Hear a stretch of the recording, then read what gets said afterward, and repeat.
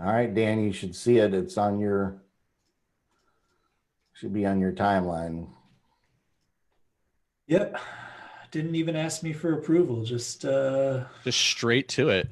Yeah, the Just next time using my we're gonna timeline. So invasive. Look at that. I'm really psyched to know this now. I'm gonna poach your Facebook. Looks like there's a little delay on Facebook. That's interesting. We That got makes some sense. people tuning in though, so we should probably start to get interesting. Yeah. Should we put on our funny Intro hats it. now?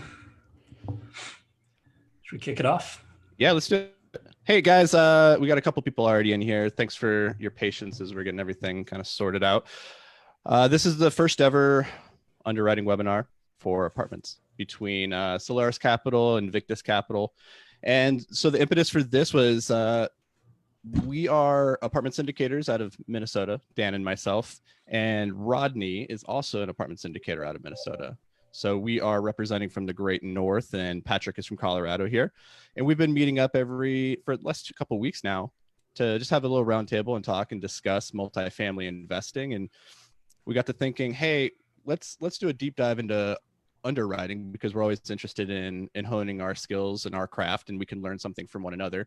And then it was just a logical extension maybe to open that up to the general public and say, hey, come join us, have a conversation, learn how we underwrite apartments. So what we're going to do tonight, Dan and I are going to go through the underwriting that we did on our last deal, which was a 32 unit that we closed in January. And then Rodney and Patrick are going to walk us through their last acquisition, I believe, as well, which if I don't remember the exact unit size. It was big. It was like 76. 90, 100. We're gonna do 196 unit tonight. Nice. So we're gonna take a little peek behind the spreadsheets and see how they run their numbers. We're gonna talk about how Dan and I run our numbers, and then if you guys have any questions at any point in the chat, feel free to shout it out. We're gonna open this up for a Q&A at the end, but you can definitely get into the chat and type out your questions. We're taking a look at that. So maybe just real quick, let's do a little introduction. Rodney, why don't you tell us about yourself?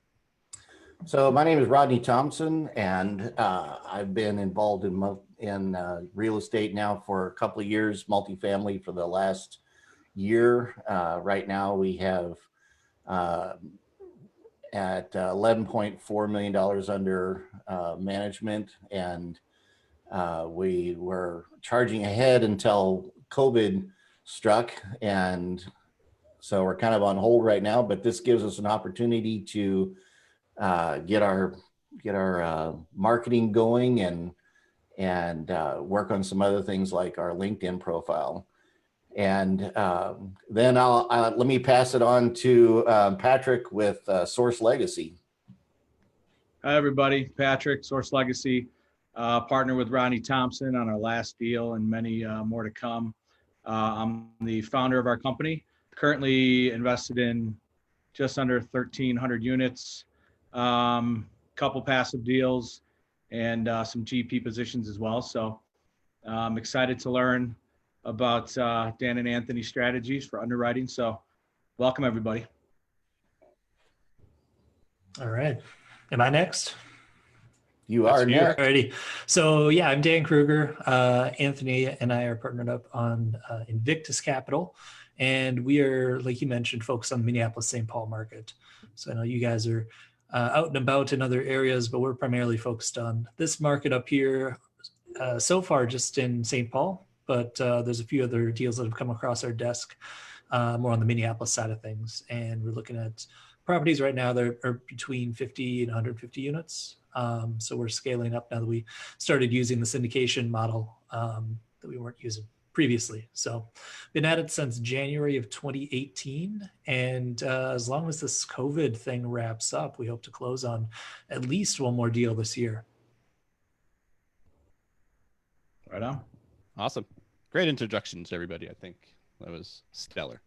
So let's not beat around the bush too much. Let's get right into the meat of it. People came to see some underwriting. They're jonesing for the spreadsheet.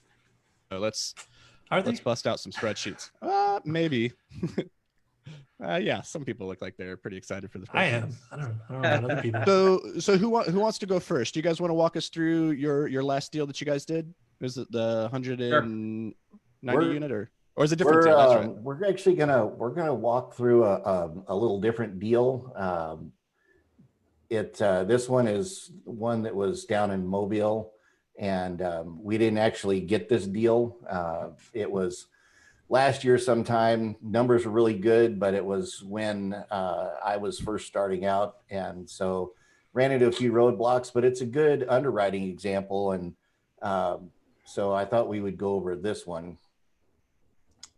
Let's see here if I can get my I love it. screen going here.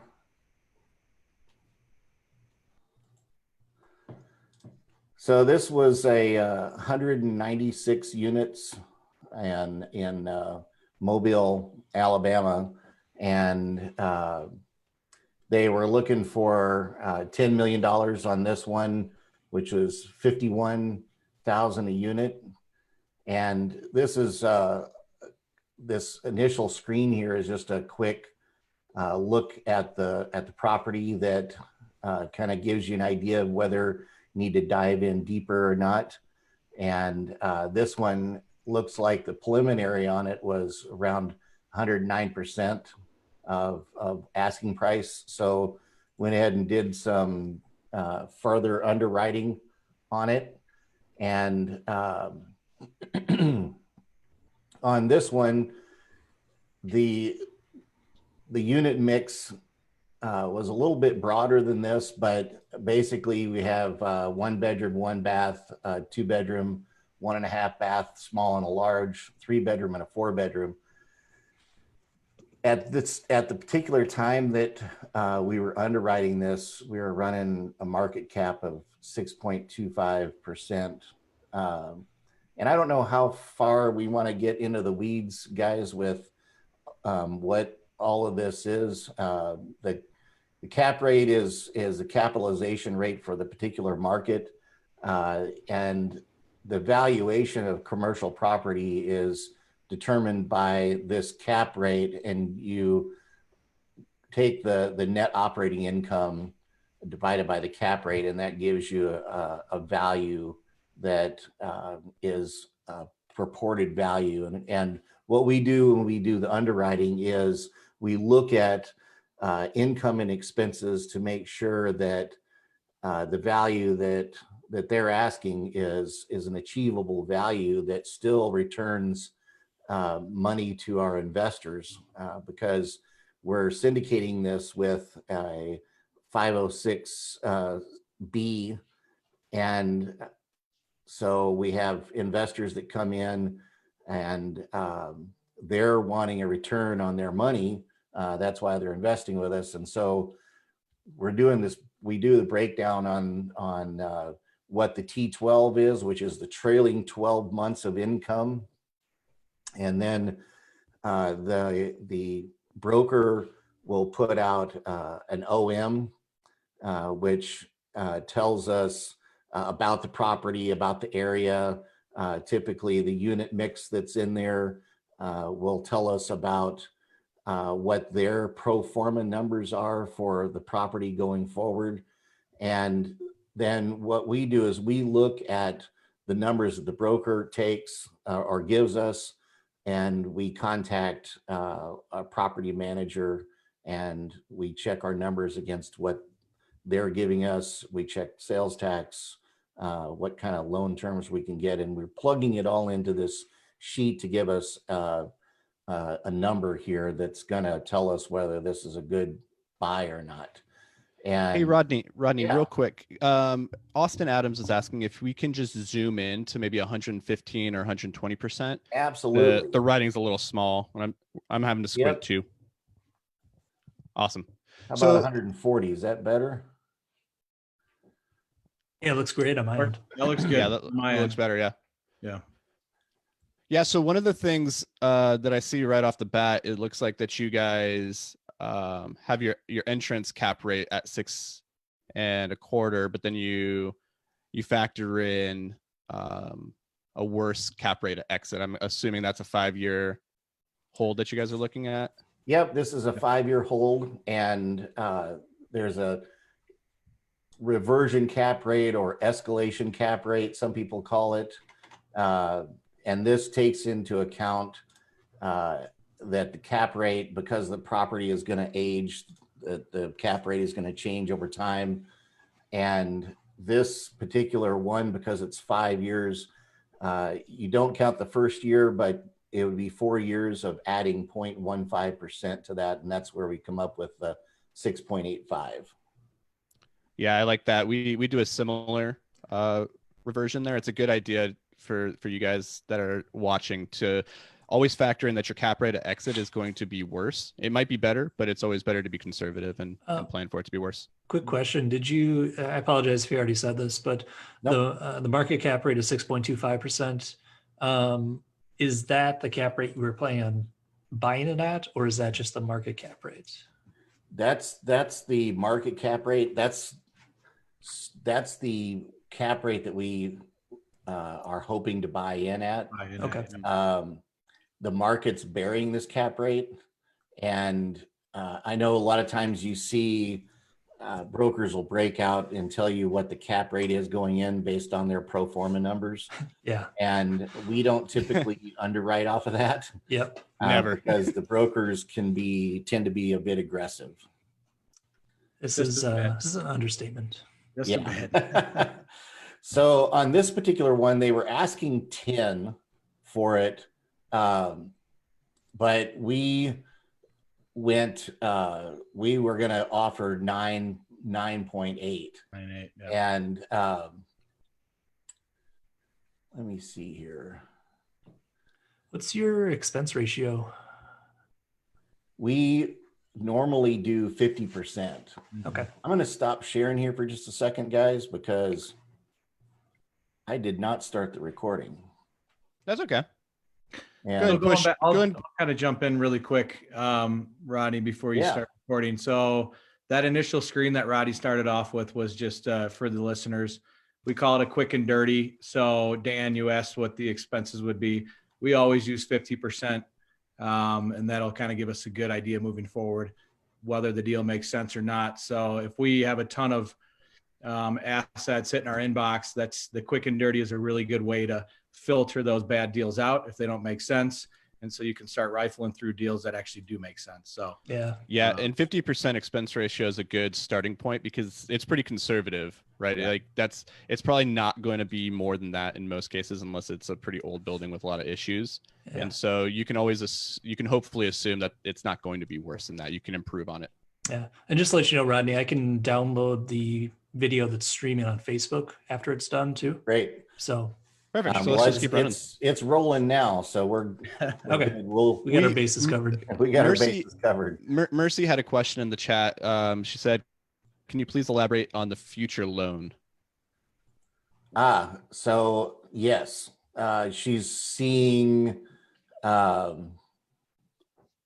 have a number. She has eagle eyes. Yes, on the future loan. Okay, so those numbers right there are being generated by the loan tab over here. And let me zoom in on that so you can see that. This is a standard amortization table in Excel, but we have some things built into it. When commercial loans typically can normally amortize out at 30 years, at least the ones that we seek do. But we know that we're not going to hold it for that long. In this particular case, we're only holding it for 5 years, but they have I don't know if you want to call them incentive. I'm not sure if that's the right word, guys, but in this particular case, because it's a commercial loan and it's a non-recourse loan, in other words, we guarantee the loan, but we're not personally liable for the loan. And what's happening is the property's being put up as collateral, and that's what stands in the gap on this loan, not necessarily like if you buy a car, for example, and you default on the loan and they repossess the car and they only get 10,000 and you own 15,000, they're going to come after you for the additional 5. A non-recourse loan, that doesn't happen. But there's some different requirements for a non-recourse loan. You have to have net worth equal to the loan. You have to have liquidity equal to 10% of the down payment. And so there's typically you're going to have partners that are in the deal with you that have a high net worth and they're able to cover these loan requirements. But in this particular case, we would get 3 years of interest only. So we wouldn't be paying on the principal. We'd only be paying on the interest. It's a 10-year term, but it's amortized as if it's a 30-year loan. And in this particular case, we were putting 25% down. So this is a 75% loan to cost. You can see here the purchase price is over 10 when we're only offering 9.8. And that's because there is, you're allowed to finance your rehab money, and usually you can roll in your soft costs too. But that's really coming out of the cash down that you have to pay, this 2.5 million. And this is what we would raise from investors in order to close this loan, is this 2.53 million right here. Does that answer your question?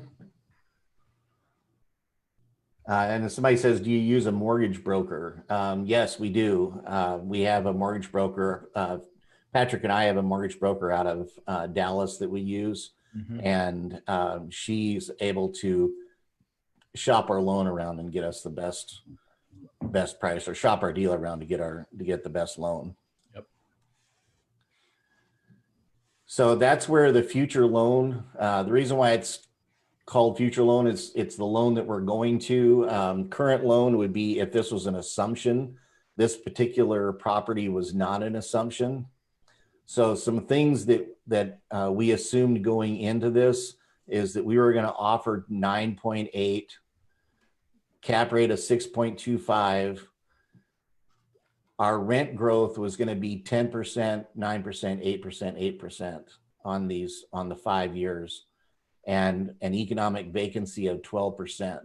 And the economic vacancy is made up of several components. If you look down here in the lower left under gross potential rent, you'll see lost lease, vacancy, concession, non-rev units, and bad debt. Those items combined make up your economic vacancy. So it's not only the physical vacancy that it's taken into account here, because all of these negatively affecting your total gross income. So that's what makes up the economic vacancy. And you're projecting a 12% economic vacancy over all 5 years. Is that just to be conservative, or is that? Yeah, that's for the course course in that area? conservative. You know, we would like that obviously to go down, but for our underwriting purposes, we run 12%. What do you guys see historically with your current properties? They're running. Do you know off the top of your head, Patrick? Are they running closer to 9 to 10? I was gonna say 10. Yeah. You know, and typically I usually underwrite it at 11. But Dan, what do you and Anthony, when you guys are underwriting your deals, just for listeners, what do you guys start your vacancy at? It kind of depends on the deal. Like Duluth, that we're about to get into here in a second, the vacancy is pretty skewed. It's high on the front end and low on the back end because of the type of deal it was. It was a pretty heavy overhaul. So it was going to be a big turnover on the front end. So we estimated it higher on the front end, and then on the back end gets down to about 5%. Okay, cool. Yeah, so like there's a deal that Patrick and I are working right now, and it's a mismanaged, nearly being distressed, and it's closer to 32% economic vacancy right now. Yeah. So going into that, we know that we're not going to be able to drop that down to 10%. And right. So to be on the conservative side, we'll step that down over the years to get it down to a decent manageable amount. Yeah. Yeah. It's a long process with that kind of stuff. It is. And yeah, especially when you get somebody that hasn't managed their property well, and it's far out of whack. It's frustrating on that standpoint, but it's also a nice asset to bring in a good management company and turn things around and provide good returns for your investors as well. No, it's a great opportunity for sure, but it's it's one of those things where it's on paper, it sounds like it should be pretty quick to fix that, but in reality, it just takes a Takes while time. to go through the process. It's a Yeah. multi-month process of just, yeah. Well, I'll let you get back to it. Oh, yeah, no, this is all Yeah. good. We got another question from Matt Jones. What's up, Matt? It says, how much capital would be raised for CapEx and reserves on this deal if it was being purchased today? Oh, so I guess I would ask if he's talking about the current economic environment. That's a good question, Matt. Are you asking currently with everything that's Yes. going on in COVID world? Yep. Yeah. Okay. Yeah, if so, lending has changed dramatically in the last few weeks. Yep. If so, there's it looks like Orion wants to know if this was an agency loan, and it was, and so or it would have been. Let me put it that way. And right now, agency debt, because nobody in the private lending world seems to be able to unload their portfolios. Money is in short supply, so everybody's turning to agency debt. Well, even though interest rates are at historical lows, because there's such a demand on agency debt right now, which if anybody that doesn't know what agency debt, it's Fannie Mae or Freddie Mac. Agency debt's demand is high, so they've increased their spread. So even though interest rates are low, as far as the Fed is concerned, Fannie and Freddie have raised their rates, and where we were seeing interest rates in the high threes just a couple of months ago, we're looking at closer to 5% now. Mhm. And if you're looking at a bridge loan, you're looking at 7 to 9% on that. But their requirements have changed, where the most they're doing right now is a 75% loan to cost, and they're requiring at least 12 months interest reserve. So right now, for us to conservatively underwrite something, we have to take that into account, because that's going to be added on to the amount of money that we have to raise from investors.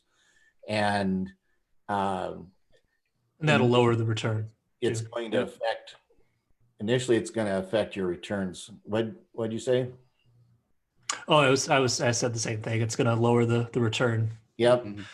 And Yeah, and to clarify there for Matt on the reserves, recently we've been hearing a lot of stories from other investors that had deals close to closing, and then the banks came back recently and said you're going to need to increase the reserves that you have up to, in some cases, a full year of reserves. And so they're just trying to be a little bit more cautious and conservative, and so it's a lot harder right now at this moment because there's so much insecurity in the system for the banks to lend just liberally. Yeah. I guess I should also clarify that, if you're being required to up your reserves like that for interest, for example, that would affect like the cash on cash return initially, but realistically, if you don't end up having to utilize those funds, they just go right back to investors. So it's not like it's money that's getting wasted. It's just not being used efficiently, I guess is how I would phrase It's it. just just dead money for the period. Yeah, it just sits there. exactly, dead money is a good way to explain it, for sure. So yeah, right now in this environment, we're working on a deal down in Arkansas, and it completely changed our underwriting from when we first looked at the deal. It's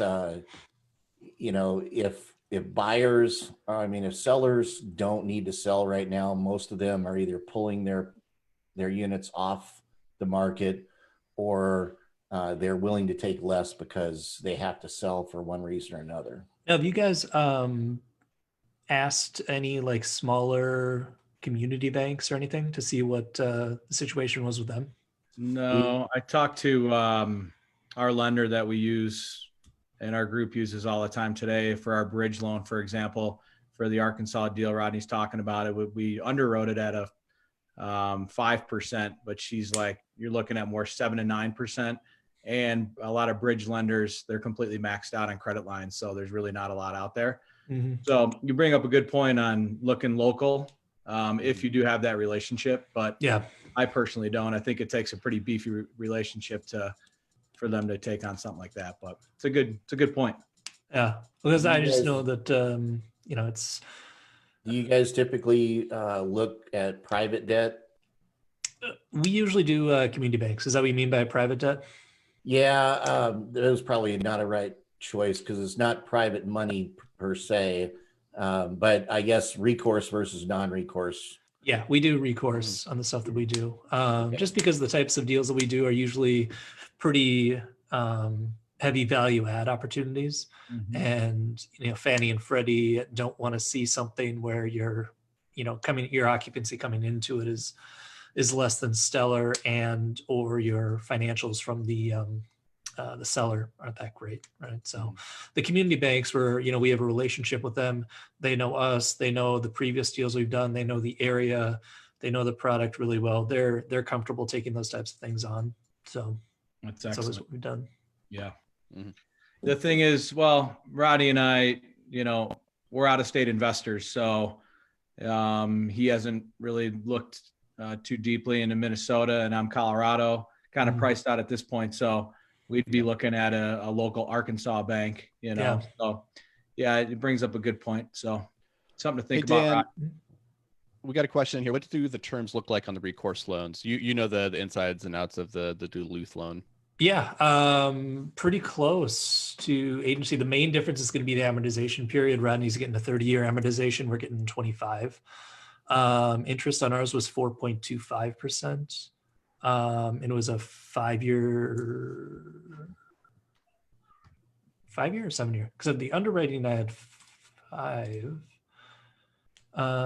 Interest only? No, we didn't do interest only on it. That's the Okay. one. So those are kind of the drawbacks with community banks is, they can do interest only, usually not quite as much as some of the agency debt.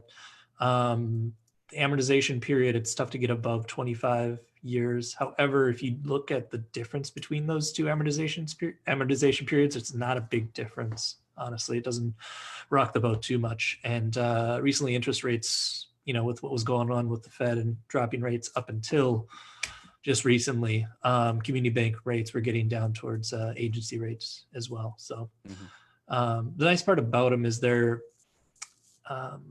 like I mentioned before, they don't have to be quite as by like by the book as agency debt does, just because they make decisions based on a small group of guys.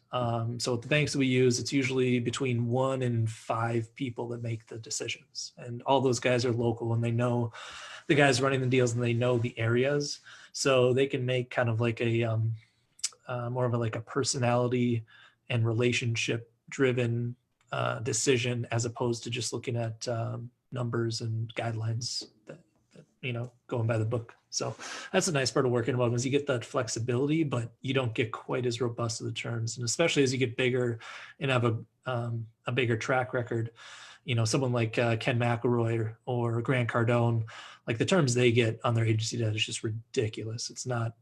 It wouldn't even compare to the stuff that we would get. So as you get bigger, agency debt's just like a no-brainer.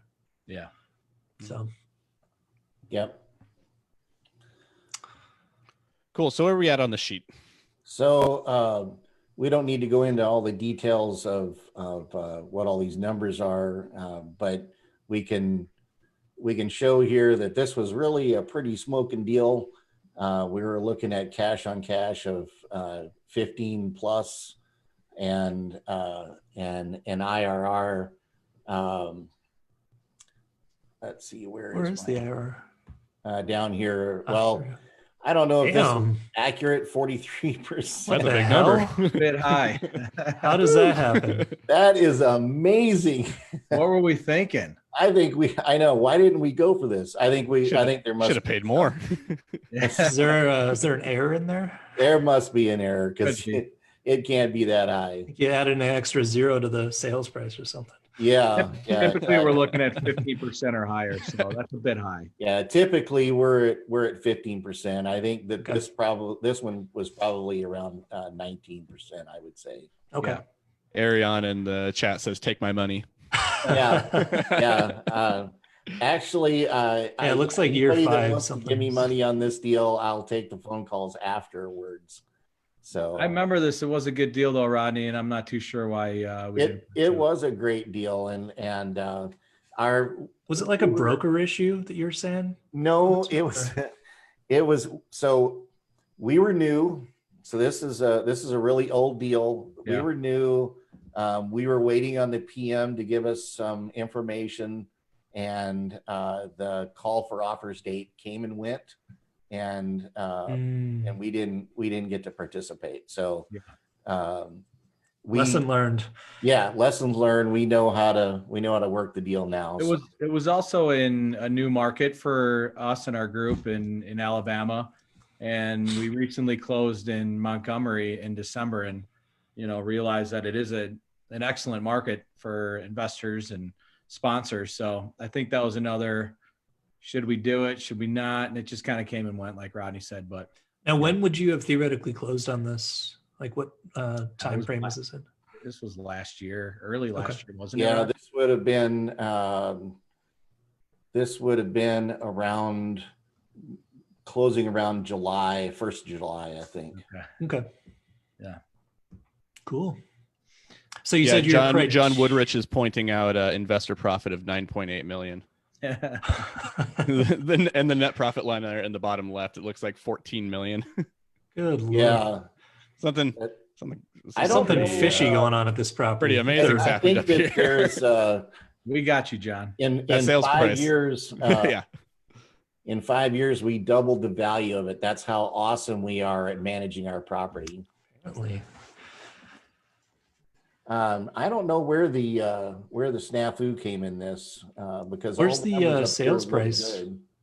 Do what? Where's the sales price coming in? Because I think that might be it. It's right up here at 9.8. Well, I mean, like the year 5 sales price. Because I think The year 5 sales price is like 21 million. Yeah. Yeah, I don't know why it value in 5 years, but Yeah, that's the one that's throwing it off. because the cash flow, well, something happened right in here because the cash flow jumps up pretty significantly. That's pretty good looking cash flow. Yeah, John Woodrich says D46. Yeah. D46. Yeah, Best value in 5 years. Yeah. yeah. Yeah, I wonder what the formula is there. That's Well, I'll take a look at that one. Well, for the roundtable purposes, thank you, Yeah. No, it looks good. Yep. looks amazing. We stress test the stuff too. So like this shows exit cap rate at 10%. The cap rate went crazy. Sorry. I don't know why this thing is getting carried away here. Net Wait, I thought the profit- exit cap rate was 6.85, or was that?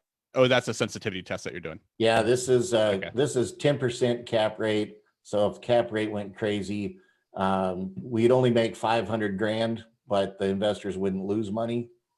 Mhm. Then we look at high economic vacancy. Like, if COVID strikes and economic vacancy goes crazy. In this particular case, the still make pretty good money. This profit here is probably still a little bit low, if the first page was working correctly. I must have messed up something in the formulas there. And then this one here is the gross. This is if the rent was stagnant all 5 years, which, we know that probably wouldn't occur. This is the only place where the investors would actually lose money. Now, was this a value add deal where you guys were going to improve anything to force some appreciation, or was this more of a turnkey? So we increasing rents over here, and there is a $4,000 per unit is what we were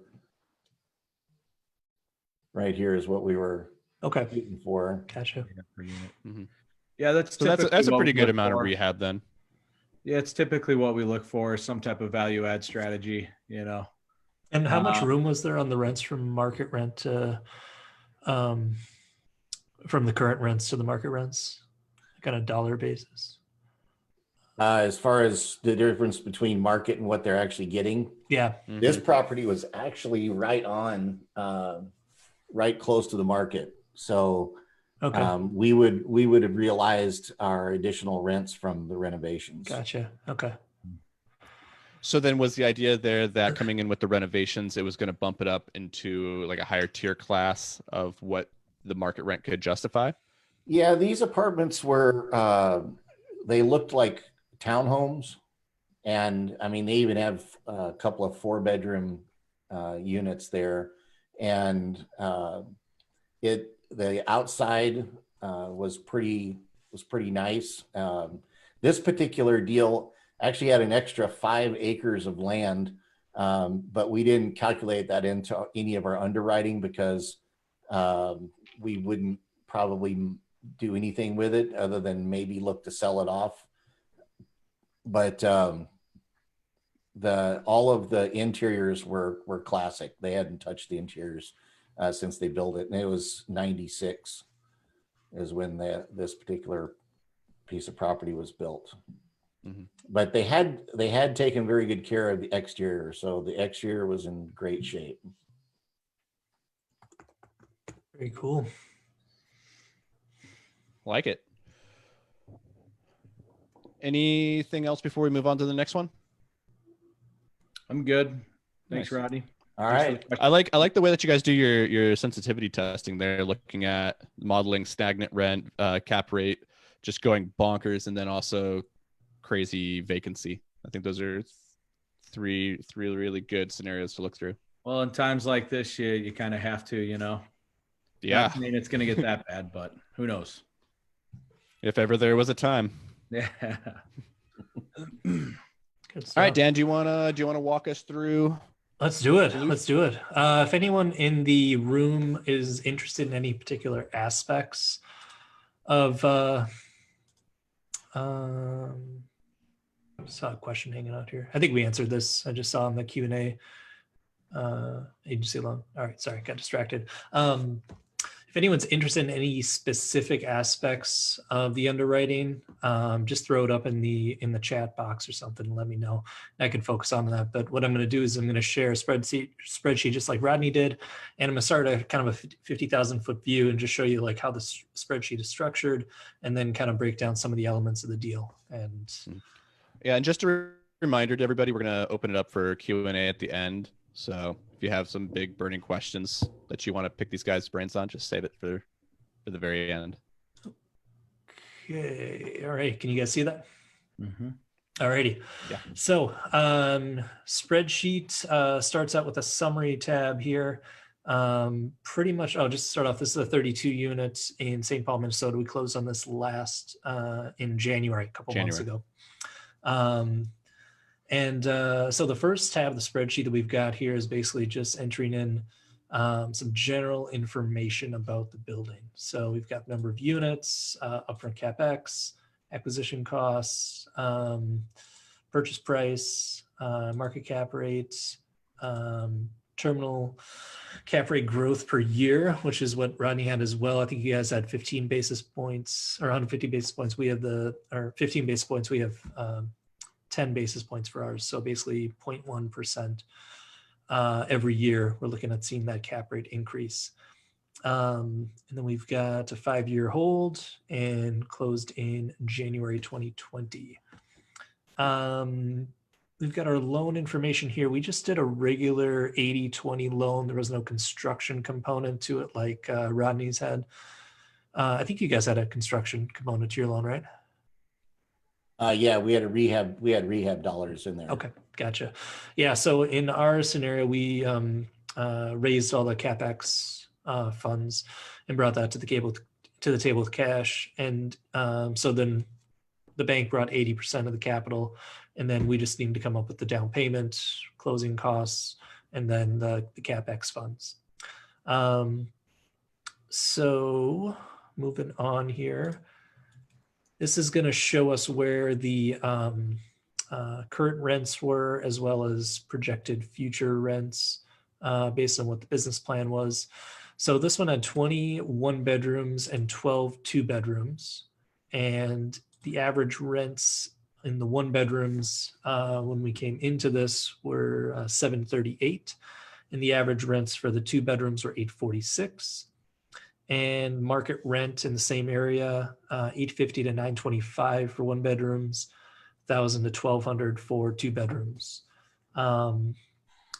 And just to let you know, purchase price was $2.4 million. That is $75,000 a door.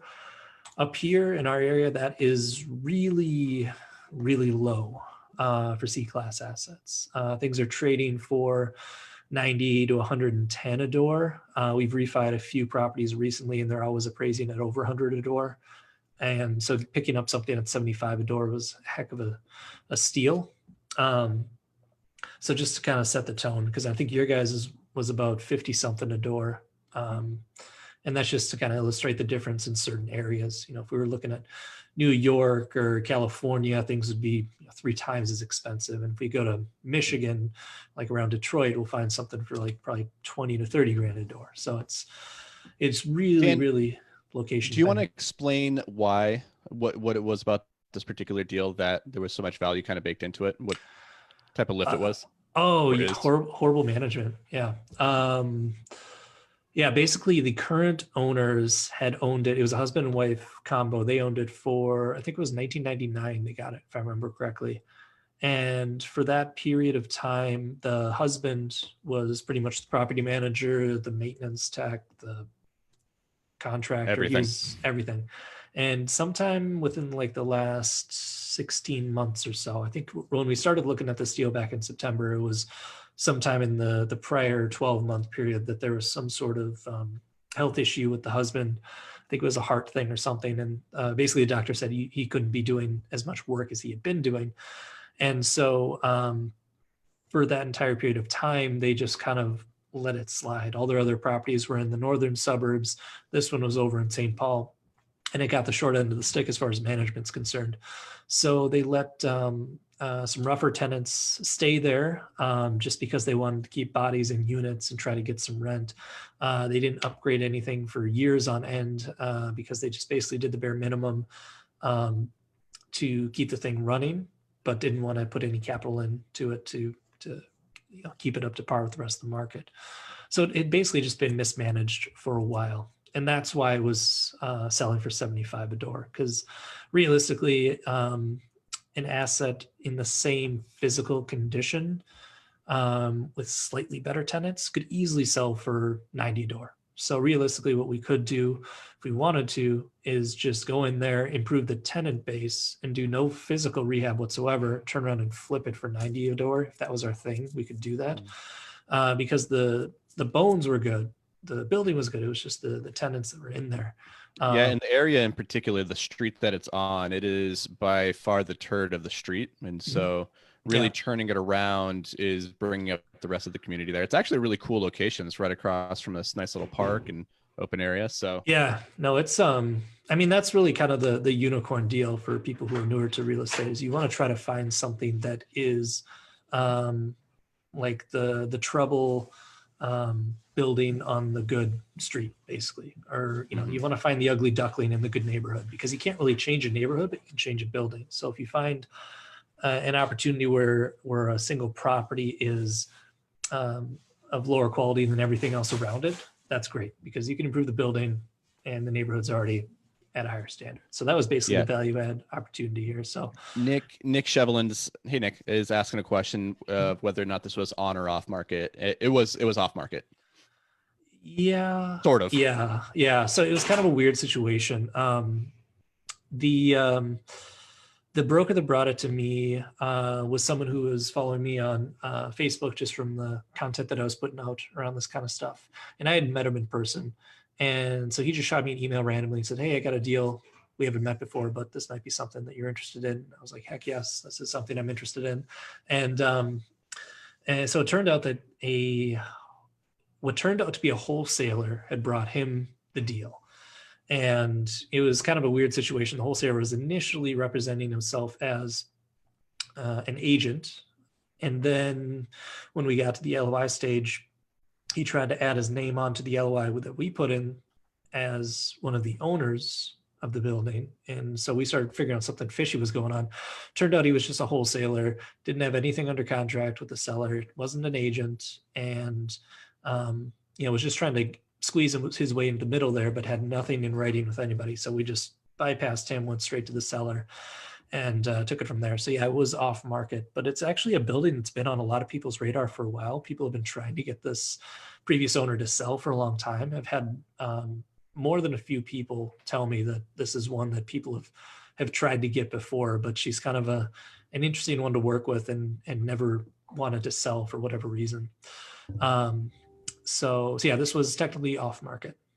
Hey Dan, we got another question. This is actually a really good one. I think can bring some value. Austin's asking, it sounds like there's a lot of upgrades and rehab to get the rents up to market. Can you walk through how we evaluate and estimate rehab costs? Yeah. So with this one, we had 5,000 per unit budgeted in, and that was based on doing the inspection with our engineer, where we walk through each unit.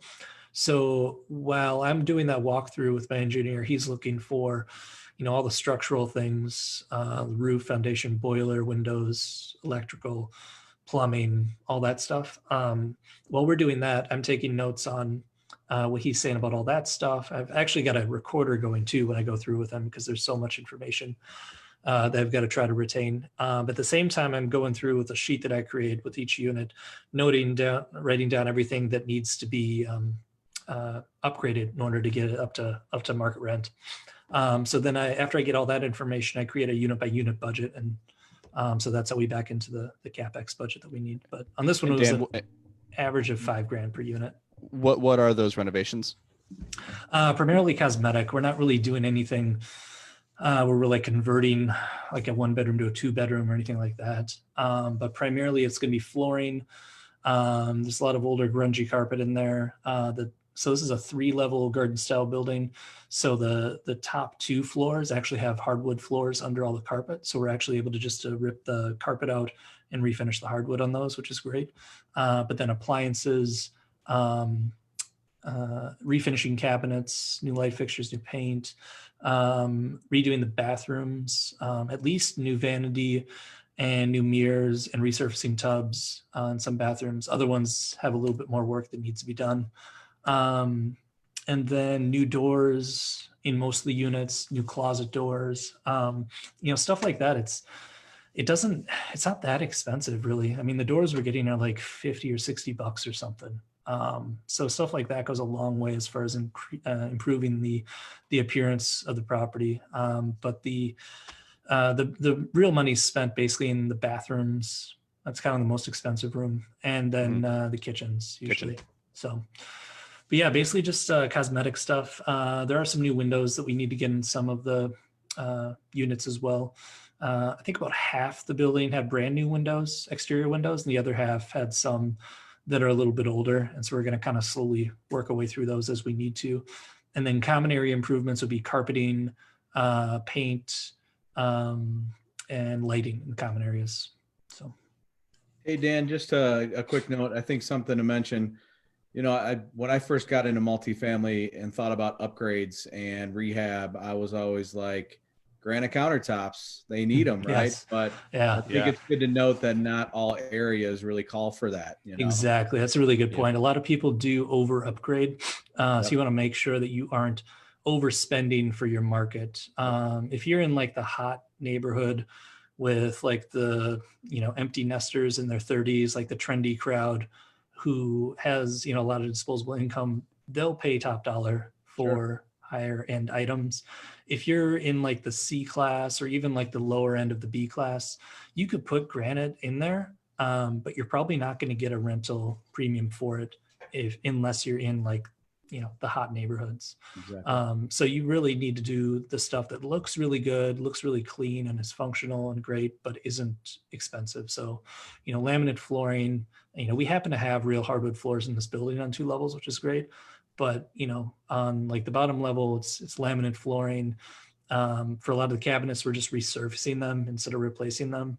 And then for countertops, we're just going with the the old school countertops. And as long as they're new and clean, that's all that really matters. They have some Yeah, good looking countertops out there that have a great appearance without the cost of granite.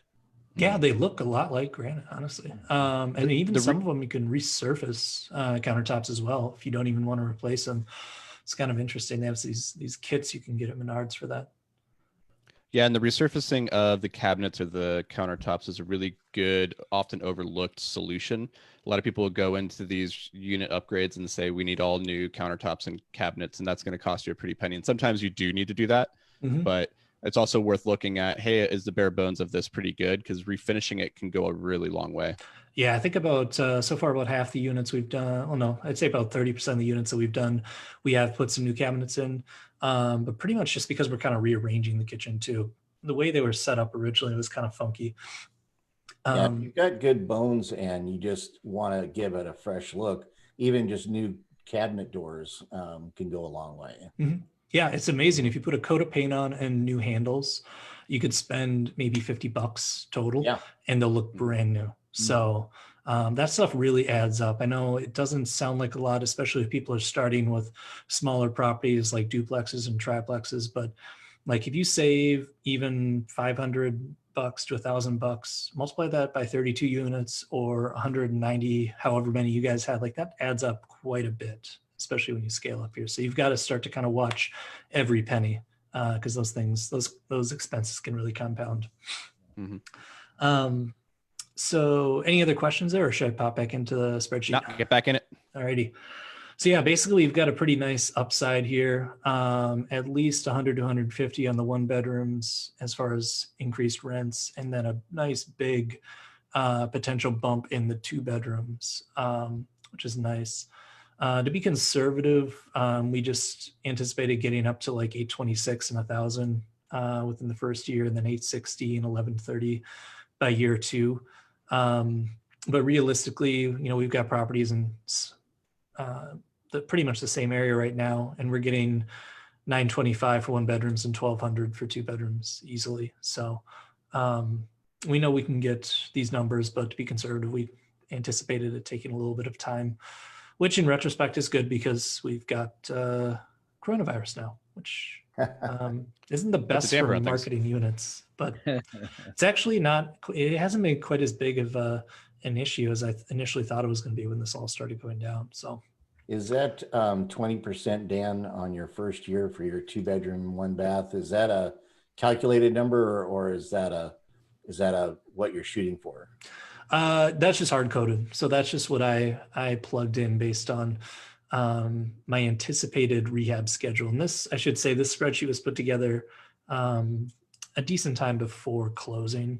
So, we've done a much deeper dive on this as far as building out the business plan, since closing and taking this a lot deeper. But that was just a hard code based on what we anticipated the rehab plan to look like. So 20% on the 2 bedrooms, 12% on the 1 bedrooms. And then as time goes on, we've got it tapering down.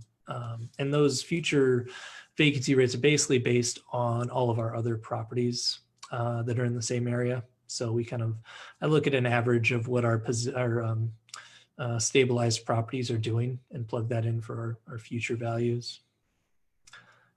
And we also have the ability to add ratio utility billing, so billing back for utilities, as well as parking. Those are 2 new revenue streams we can add that the previous owner wasn't taking advantage of.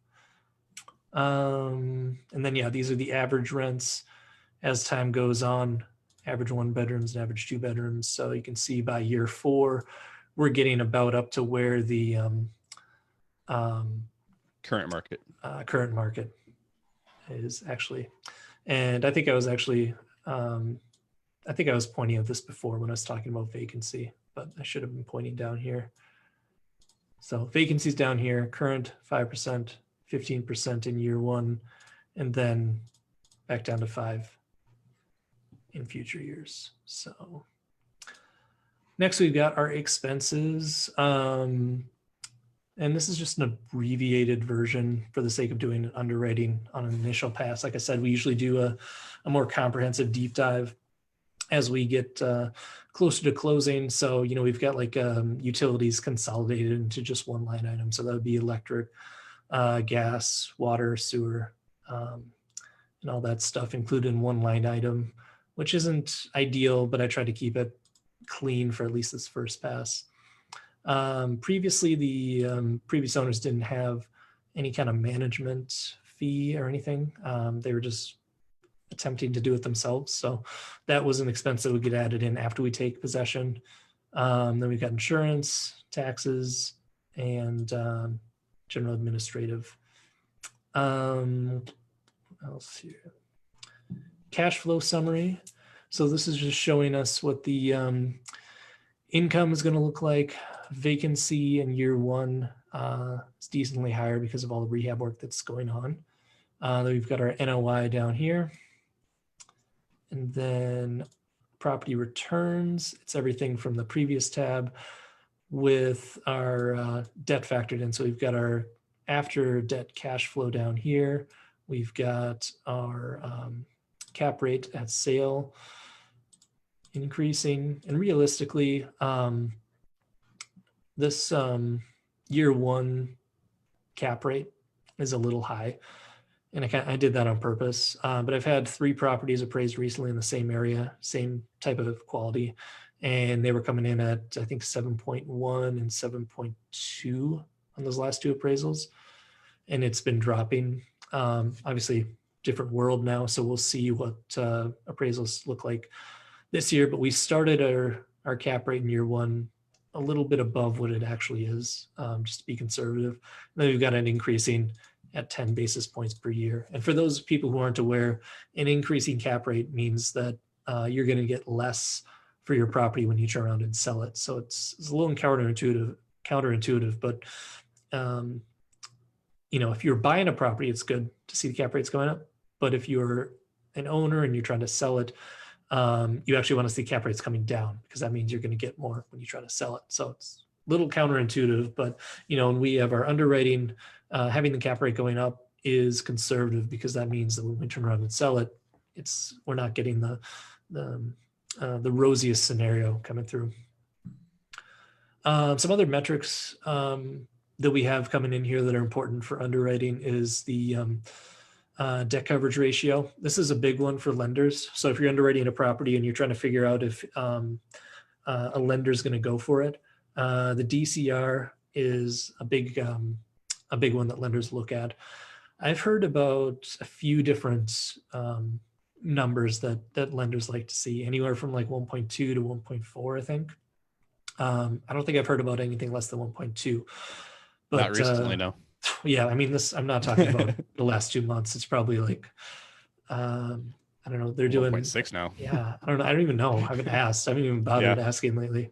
But traditionally, 1.2 is usually that base, but yeah. An agency is still at 1.25. Okay. And so when you have to hold the interest for 12 months, as long as you maintain that DSCR for 6 months, then they'll kick that back to you so you can add that back in the deal. Yeah. Okay. Well, at least that hasn't changed too much. And then some other stuff it's kind of interesting to look at is like the debt yield. And this is basically just kind of a little way to see what the debt's doing for you. Because if you're paying 4.25% on a loan, you want to make sure that it's yielding something more than that. Because if it's not, then it's something wrong with your deal. And then down here, we've got some IRR calculations based on the year and the sales price coming in from all the respective years here. So we can kind of see from a high level, this is unlevered, you know, assuming we didn't have debt on it, and then levered. So we can see if we were to, you know, sell a property in various years, how the IRR would change year by year. So it kind of drops as it keeps going on there, which is always interesting to see that. And then the summary tab here is basically for I use this for marketing packages for investors, and it just kind of sums up the investors' equity that's coming into the deal. So we did an 80-20 split on this. So 80% of the capital is coming from investors, 20% is coming from partners, and we had a 7% preferred return. And the projected returns, based on everything we've got here, about 50 grand would be paid out to investors in year one. It's just shy of our 7%. So we can see that about 6 grand is getting accrued and carrying over to the next year. And that's basically just because it's a pretty heavy lift on the value add side. So that increased vacancy in year one is going to keep us just under 7% in year one. And then we catch it up in year two. But on average, we're seeing about an 11% cash on cash return. IRR is about 20%. Equity multiple is 2.25x, which basically means you make 2.25 of whatever you put in. So it's a nice little metric to know exactly how many times you're doubling your money over the hold period. And then, Dan, yes. can you please explain to the listeners the preferred return? Yes. So preferred return is basically a way of prioritizing investors in a deal. So as cash flow from operations come in to this deal, all of the partners, all of the limited partners, the passive investors get paid out the cash flow distributions first up until they hit that 7% return on their money. And then after they hit that threshold, then we start to split cash flow from operations 80-20. So 80% to investors and 20% to us. So basically they need to hit that 7% annual return before we start taking profits. So in year one, since we didn't quite hit it, that means that Anthony and I aren't going to take any cash flow profits in year one. And 100% of the cash flow from the property is going to go to investors. So once they hit that 7% rate of return, then we start to take 20% of the profits. So it's a good way to put to make sure the investors get paid first, basically. Absolutely. So and then this is just a little summary of the loan amortizing. We don't have an interest only on this one, so it's amortizing from day one, and we can see that it's we're basically making about 40 to 50 grand a year just from mortgage pay down, which is always kind of nice. And then here's a loan amortization schedule, just like Rodney had. And something I do need to do in the future here, which I haven't taken the time to do yet, is to have a dedicated tab just for sensitivities like Rodney did. But basically what we do when we are playing around with the numbers on this to see if it's a deal that can hold its weight is we'll look at it with various different cap rate changes. So we've got it increasing at 10 basis points. We'll also look at it flat where the cap rate just stays the exact same for 5 years. And then we'll look at it like negative 10 basis points where the cap rate actually goes down, and that would actually increase the returns quite a bit, which is always nice. And then we will also tweak our rent growth numbers, and we'll usually keep, if it's a value add deal like this one, we're not going to eliminate the upside that we can get to get today's rents because we're really confident about that. But what we will do is we'll take down the future rent growth a little bit because that's kind of the unknown element. We already know that we can get these rents today. So we would have to see something pretty drastic happen to, have rents drop from where they're at today. But are they going to keep growing at, 3-4% a year in the future? We're not really sure. So we want to make sure we look at it in a scenario where the rent doesn't really grow that much. And then the vacancy is the other one that we look at. We want to see what it looks like at, 5%, 10%. After the reposition, I don't think I've ever taken it up to, 15% you guys have? We run 12 is what we underwrite for, but Yeah. now are you 5% economic or 5% physical? Economic. Economic, okay. Mm-hmm. Yeah, what I've seen in the past with my properties is even if we have some economic vacancy in our properties, it's offset by late fees and forfeited deposits.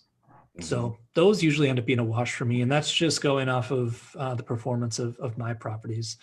That's kind of what I use for the most of my underwriting, as far as plugging in projected expenses and elements like that. I'm not real big on going online and finding like good rules of thumb to plug in for things. I like to look at what I've actually seen happen in my properties. You kind of have to use like rules of thumb for, people that are newer to this. You've got to try to, go out and get some like standard rules of thumb to apply. But once you get a few deals under your belt, you can just start to look at what you've already done. And that's probably going to be the best indicator of what you're going to see in the future as far as your performance. So I tend to just look at my deals in the past and use that as a guide. Interesting. And that's typically offset by late fees and what else? Forfeited deposits. Okay. Mm-hmm. And we usually run that as a other income line, because if you're in workforce housing, you're typically going to run a pretty good amount of late fees. Mm-hmm. Yeah, it's substantial actually. Yeah. So, and we've always had we don't have fixed late fees. We have $10 a day after the 5th. So those can add up pretty quickly if people are really kind of pushing the limit. And we've got, a decent amount of tenants who regularly, pay 10 days late, or I guess I should say 5 days late, by the 10th. So they're racking up $40 or $50 a month, and they always do it, but they always pay, and they're good people and they don't cause problems. So if they'd rather pay an extra $40, $50, like, okay, Yeah. not going to complain. So yeah, I've seen those balance out the economic vacancies pretty nicely, actually, which is surprising. I didn't think that kind of stuff would really add up as much as it does. But yeah, it's one of those things you don't really you wouldn't really think about it until you actually start managing properties and look at the numbers on your properties on a regular basis, monthly for several years. You start to see some of these trends that they wouldn't seem that intuitive, but it's kind of interesting. Hey, Dan, we haven't spent much time really talking through expenses and expense assumptions. Can we just hit that for a minute, kind of go through it, give a little bit of the thought process behind it, gives maybe some rules of thumb to look at there, and then maybe we can open it up to some questions. And it looks like John Woodrich is saying outside of our conversation, we use 8% late fee if paid after the 5th. Yeah, I do a similar thing on properties that I own. John, is I just do a flat 8% on the 5th.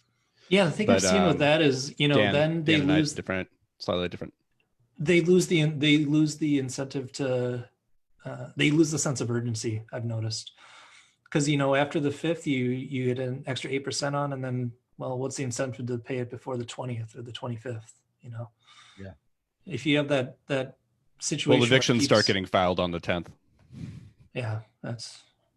Yeah, if you want to but to that point is like between the 5th and the 9th, suddenly there's no incentive to pay on the 6th, 7th, or 8th. They might as well wait until the 9th or the morning of the 10th. Exactly. So, exactly. Yeah. I like to have the sense of urgency. And we usually do the 15th for the eviction stuff. That's when we send the letter saying that we're going to file, and usually the letter incentivizes them to get their act together, and we don't have to actually file.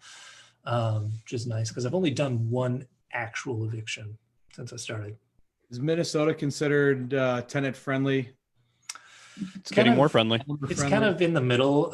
Minneapolis, I think, is a little bit more, is getting a little bit more tenant friendly quicker than St. Paul is currently. But Minneapolis recently passed some ordinances that's pretty favorable to the tenants, and St. Paul is not too far behind. They're pushing. The city council's trying to make some things come down, but nothing. It's mostly yet. around like screening criteria and things like that. So it's not really like we're not seeing like rent controls or anything like that, like we are in some other markets like New York. But we'll see what happens. So yeah, as far as expenses go,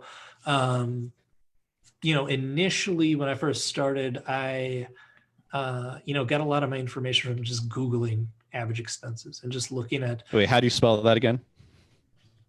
Google?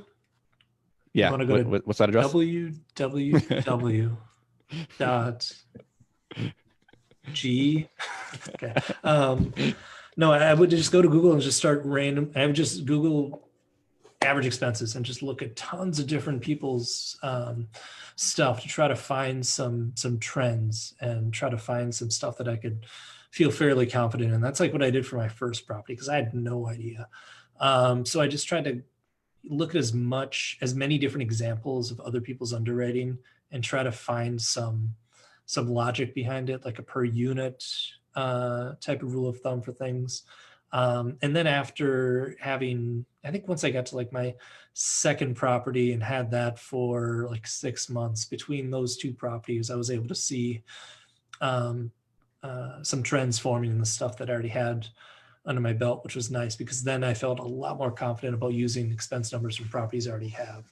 So, being able to figure out what the like the utility bills are going to be is something that you can use current properties to try to figure out. And ideally, if you're doing underwriting a deal, you'll be able to ask the seller for some statements from the utility bills, so you can try to verify that, which is great if you can do that and they can provide them because that takes some of the guesswork out. Because things like water, you might have a good idea of how your properties do as far as like water consumption goes, but they might have like 8 or 10 different leaks and a bunch of running toilets, and what their water bill should be and what it actually is might end up being way different. So if you could get some insight into that before you close, that would be nice. And then what else have we got as far as expenses go? Taxes, that's actually a pretty easy one. You can find out what all the historical taxes have been, and then this is different in different counties, but around here, usually by like year 2 of ownership, you're going to see a pretty significant change in your tax rate.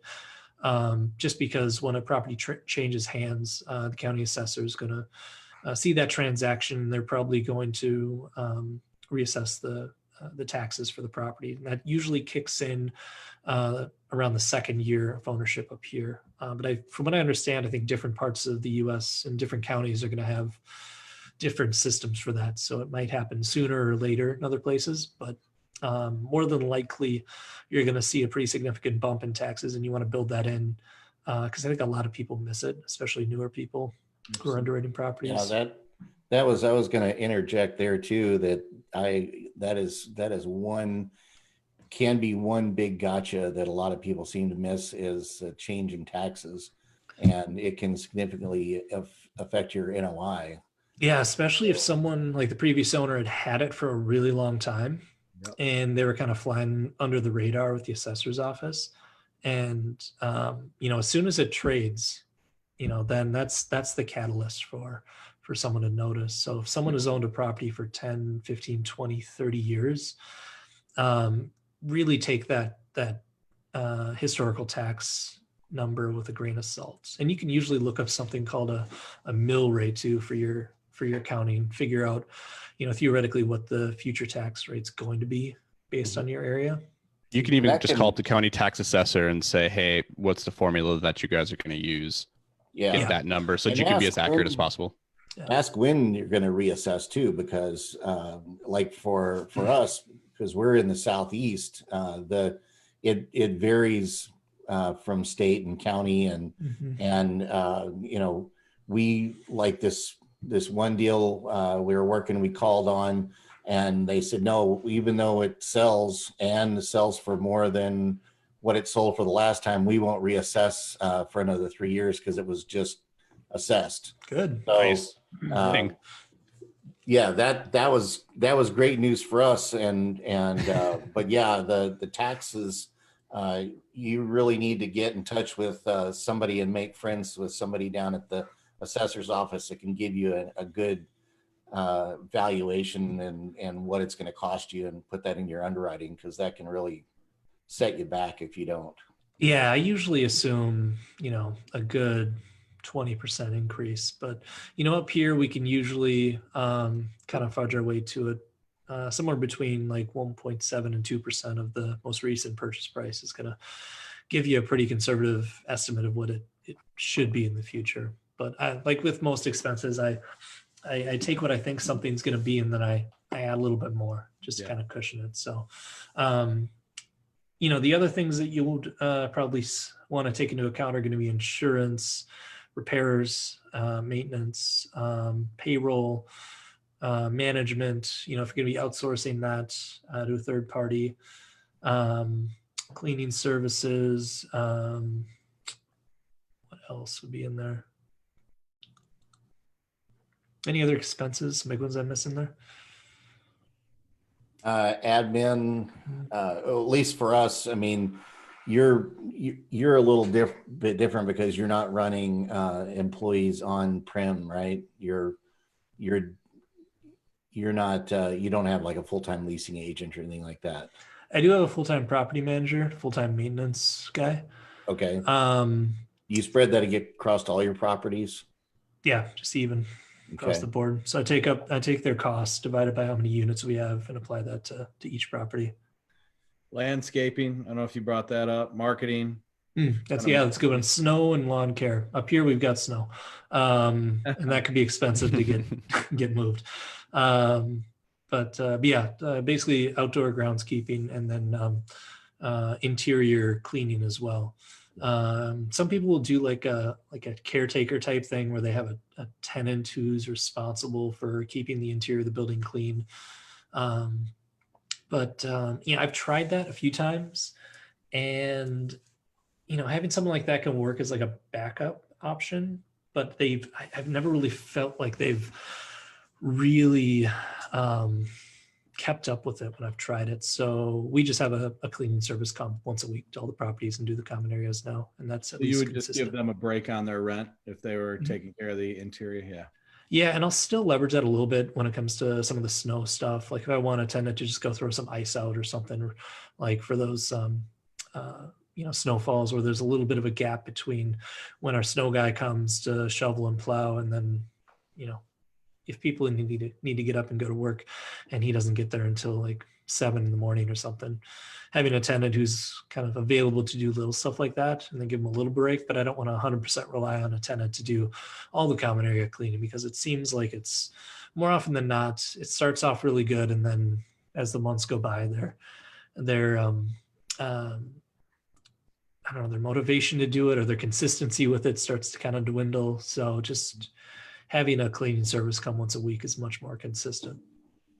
Did you have replacement reserves in your underwriting, or do you guys run replacement reserves? Since our stuff is such a heavy lift value add type stuff on the front end, we don't. We'll have we don't have replacement reserves on ours since we're pretty much redoing each unit when we get in there. So okay. Yeah, so that would be another expense line item that depending on what you were the property that you were buying and how much you were rehabbing it that you'd want to run. We typically run $300 per unit for replacement reserves. That just gives us a cushion in case we have to fix or replace anything. Yeah, I think that kind of stuff I would just run through repairs and maintenance, honestly. So a little bit different way of accounting for it, but that's probably lesser.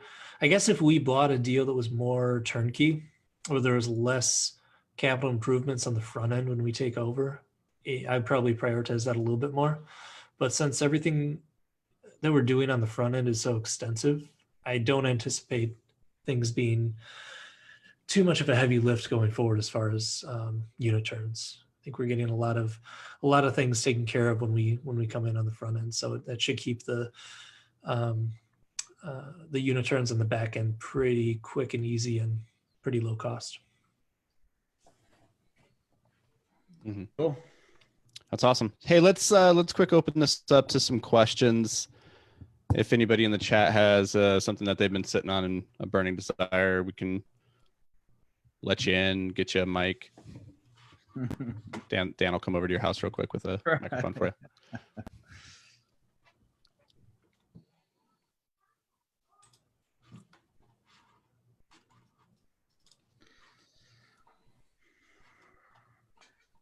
Nobody wants to go live. Mm-mm. Do we Yeah, got if you cameras? want to on come everybody join else? us, I don't know. John Woodrich says, "Good job, guys." Thanks, John. Thanks, John. Thanks, John.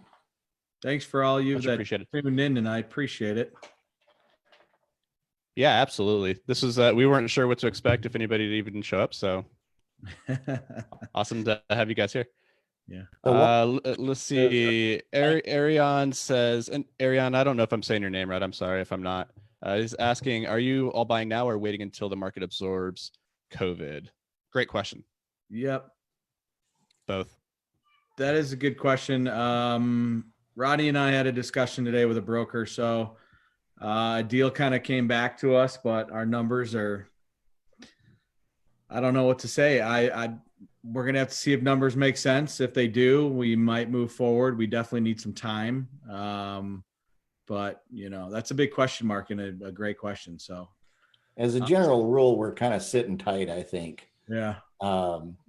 But it just depends on how much the seller's motivated and whether they want to move forward. But other than that, we're not as aggressively pursuing stuff.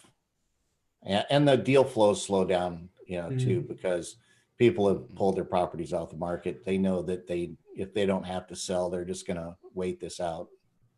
Yeah, I think we're probably about the same. What's that? I think we're probably about the same. I think we've had a couple things come across our desk and we're curious, we're looking at it, but we're also not out there pounding the pavement either. Mm-hmm. So yeah, to Rodney's point, you really, Dan and I, we don't want to go after a deal unless we're confident we can execute it and take it down from beginning to end. Like we don't want to waste anybody's time. But right now there's so many unknowns around the financing side of things that it makes it really difficult to go into a deal confident saying we can do this. And so to Rodney's point, you're going to need a motivated seller who's willing to work with you and understands like this might not work exactly as smoothly as I was expecting. Yeah, you also want to make sure that your PSA has plenty of COVID contingencies in there. In addition to all the usual stuff, make sure that you're not getting yourself locked into something if you're not able to close by no fault of your own. Like we already talked about the lenders, and there might be other nuances too. So a couple of those contingencies I've been seeing recently is asking for longer due diligence period, obviously. And then another one is just requiring that economic vacancy and physical vacancy stays above a certain level in the whatever period of time leading up until closing. So that's just an escape hatch. If in the last couple of weeks before closing, people were start to leave the property and occupancy drops, but you're already outside of due diligence, then that's a little parachute for you to get out at the last second. Yep. But you can also, and it incentivizes the seller to really stick with it. You can also use this time if you are pursuing deals. Use a motivated seller for leverage. If you got a good lender on your side and you got capital behind it, you can some serious leverage for sure. Yeah, I think there's going to be some people who are interested in raising cash and looking to liquidate things. With everything that's going on, I don't think it's going to be out of question that people are going to be motivated to sell. And if Fannie and Freddie are making it harder on all the buyers, then that does create a heck of a lot of opportunities. So might be a good time to look into more creative financing solutions and or really try to lean into those smaller community lenders if you haven't already done that. Basically just network like crazy. I'm sure there's people out there that want to do deals, and if you're able to close in a time when a lot of people aren't able to close, then that could be a good opportunity. Yep, absolutely. Mm-hmm. Awesome. Looks like we have another question here. How are you all structured as far as partnership roles go? Who plays what role and why? Also, how did you find your partners? Great questions, Nick. Yeah, it is. Rodney and I met. We were pursuing a deal. We're in the same multifamily group, and we just really get along, which is huge. He takes care of the majority of underwriting. We both kind of just hammer out. I'm more broker relations, if you want to say. But I think what just brought us together was a really good relationship, and you just grow on it. We became really close buddies, and we still are. So, relationships, man. So, Yeah, that's key. Find somebody you like being around. That helps. Helps. Usually. Yeah, similar story for Dan and I. We met at a conference last fall, and we just had compatible personalities. And initially, there was really no thought of working together in any kind of professional capacity. We just stayed in touch, got a drink every now and then, and looked to add value to each other. And then at some point, it became obvious, like, oh, there's an intersection of skills and opportunity here. And so. Yeah. And, the way we structure from a business perspective is, each deal is its own legal entity. So, the way Anthony and I structured our roles on the deal that we just walked through, more than likely isn't going to be the exact same that we structure it, the exact same way that we structure it on the next deal or the one after that. So going into each deal, it's like its own little business, and our roles and responsibilities are going to be tweaked depending on the deal. But I think from a high level, I'm kind of I think we kind of share the broker relationship, networking aspect and deal flow piece. I kind of own the underwriting, but he's into it as well. So he participates in it, but I'd say I'm probably the owner of that process. And I think we kind of tag team on the lending side as well, developing those relationships. And asset management, I think, we're kind of sharing that one right now, and I'm overseeing property management. So, that's kind of the mix we've got. But nice thing about real estate is, like, each property is its own entity. It can have its own operating agreement, and you can take an ongoing partnership and have it change on each deal. So, if you find a partner that you work well together with, like, you don't need to decide on day one whether it's 50-50 or 70-30 and who does what. Like, each deal can be its own thing from like a operating agreement standpoint, which is nice. That's a good point.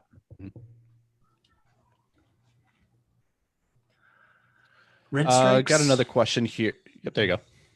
Sorry, I didn't actually read it. So is anyone experiencing rent strikes? What are your collections looking like now? Surprisingly good. I've had no issues with rent strikes or anyone protesting or anything like that. And our collections for April are actually surprisingly good. Coming into this month, I was, concerned because March was, we were just kind of getting rolling with things, and there wasn't a big, shutdown in Minnesota in the first part of March. And so April was going to be kind of the first test for us. And honestly, as of the 15th, we're pretty much where we usually are by the 15th, which is very surprising. Honestly, I was thinking that there were going to be a decent amount of people that, even if they weren't really having issues, might take advantage of everything that's going on and say that they were, and try to get some leeway on some of the late fees and things like that. But honestly, everyone's kind of still pulling through. We've had a few residents that were in the hotel industry. They're starting to go back to work, I think this week, pretty sure. So I don't want to jinx it, but so far, I think the main thing that we've seen with our projects is just a slowdown in our rehab projects on that deal that we just closed on in January. Like, our rehab projects are slowing down quite a bit, just because we can't have as many guys going in there and doing work on units. So we're still chugging through those projects as quickly as we can. But I shout out an update to investors last month, like around the 10th or the 12th, I think. And we were just really ramping things up to the point where we were like getting ahead of schedule and knocking out more units at a time than I thought we would have, based on the original projections we put together. And so, like, last month, it looked like we were going to be basically getting done with our reposition by May, which was great. And then all of a sudden the shutdown happened end of March. And now it's, our pace has been slowed a little bit. So I don't think it's really impacting our cash flow, but it is just slowing down how quickly we can rehab units and how quickly we can release them up, basically. So it's just extending the business plan as opposed to impacting our cash flow. Our collections are running about normal for April. But I know that, stimulus checks probably hit most everybody's mailbox today. I think that Some people. some people, Based on Facebook, I've seen a lot of complaints. So I don't think yeah, it's going I too have well. too. The government cheating them out of their stimulus check. But I think the telling months are going to be, depending on how long this goes, is going to be May and June. Mhm. April this whole situation is still pretty fresh. Yeah. And People haven't been out of work long enough really to feel they the haven't been out of effects. work. Most people are getting unemployment. I don't know about the other states. I know Minnesota got an additional $600 on top of the normal unemployment. And I'm not sure if that's carrying across. We're mostly invested in Southeast United States. So things can be a little bit different down there. But I'm kind of anxious to see what May and June is going to look like. Yeah. I mean, because of those unemployment benefits, honestly, with the price point on our rents, people are going to be just fine as far as being able to afford rents. Because those are some pretty beefy unemployment benefits, honestly. Yeah. There's a lot of people I agree. in our Making more a lot on of our unemployment than they were residents. before. Yeah, exactly. So Mhm. I mean, there's kind of a lot of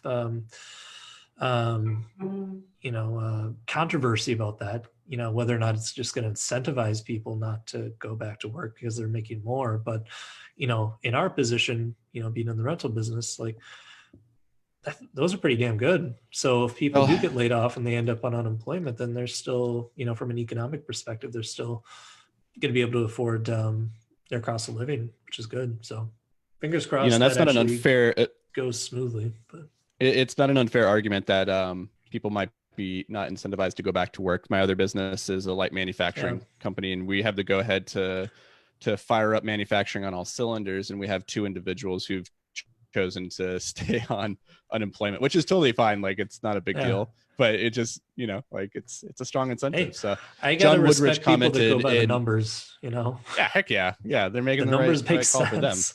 Yeah.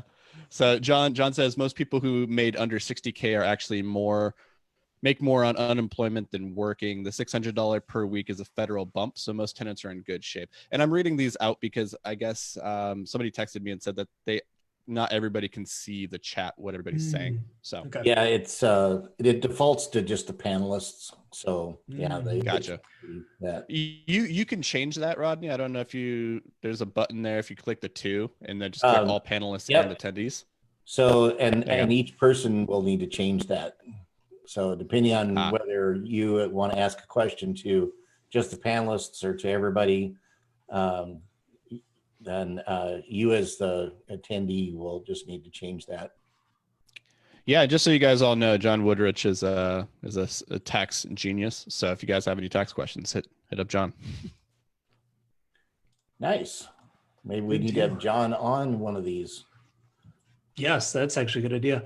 Oh, something I do want to say to all of the attendees, if you guys have topics that you'd like to see us discuss in this format going forward, please let us know. Shoot one of us a message, because I think we're going to kind of do more stuff like this. So this one was on underwriting, but if you guys have particular topics you'd like to have one of these things done on, please let us know. Yep.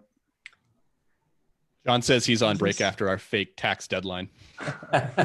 Yeah, John, we've been sympathizing with all the tax providers and CPAs out there. That I would not want to be you right now. Sounds like I don't know. Yanked around. John was also asking about the difference between posting in the chat versus post in the Q&A area, and I don't know if that makes any difference. it probably has to do with the way we handle the question more than it does. And because in the chat, in the Q&A, we can reply to your specific question, but we're just reading those live and answering those on the fly. So either way, it's just fine to post them. Yeah, John says you can see the Q&A questions, but not the chat. But yeah, so to Dan's point, this is going to be a recurring conversation. I think we're going to try and find some other topics that are of interest. And so if you guys that are attending right now have some questions or topics in mind that you would like to see discussed or have a conversation around, then fire that over to us. And I think unless next you guys week have any more is questions or anything. next week is Tiger King. I think that's the topic. So, And next week we're doing Girl. Tiger King. We're breaking down episodes, every single I episode. have yet So to bring it your understand popcorn. the obsession with that Tiger King stuff. have you seen it?